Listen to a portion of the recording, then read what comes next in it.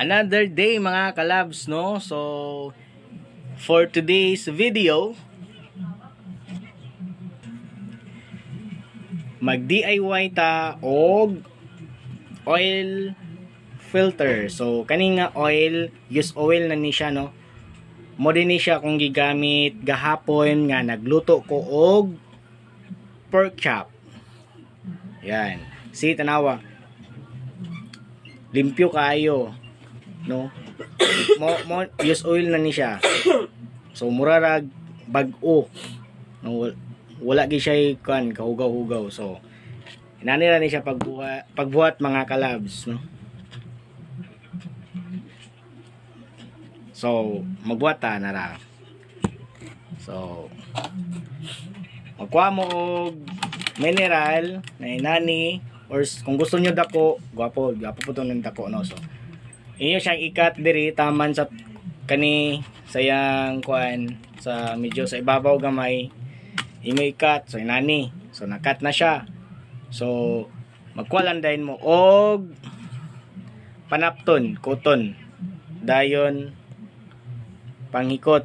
So naggamit ko og lastiko. So kaning panapton ato rang i-cover sa iyang baba sa mineral na.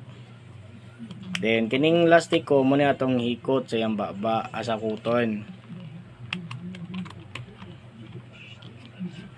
Yan.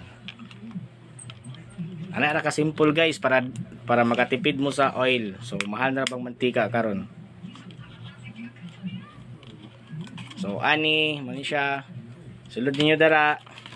So nanamoy kining filter sa oil, sa sample. So narang katong gigamitan gahapon, ito yung hugaw. Nakita ninyo? So muna yung hugaw. So itaktak ra na siya paggamit niyo, so itaktak para mawala, ilabay. So sample ani. Ano siya? So kanina filter na ni siya guys. Muna ni katong finished product gahapon nga gigamit sa pag-fry na ko sa pork chop.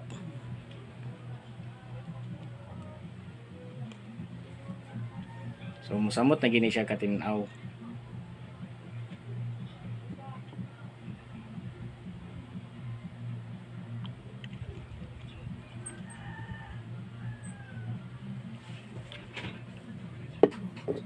So ana ra mga kalabs, magbuhat mo og filter para sa iyong use oil para magamit ninyo nga gwapo og hinlo. Thank you. Then don't forget to like and share my don't forget to like and share and follow to my DIY. Thank you mga kalabs. Bye-bye.